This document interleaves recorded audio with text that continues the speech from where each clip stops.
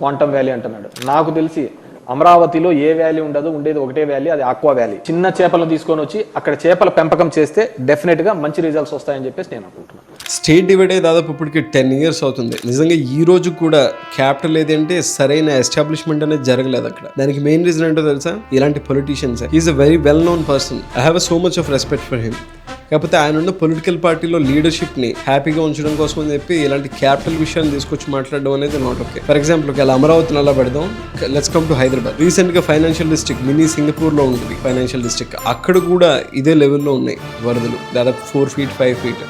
So ఇక్కడ కూడా చేపలు పెంచొచ్చా అనేది question mark. And in addition అమరావతిలో సంథింగ్ ఈస్ హ్యాపెనింగ్ అని చెప్పి డిఫరెంట్ పొలిటికల్ రైవల్సే ఇచ్చారు స్టేట్మెంట్స్.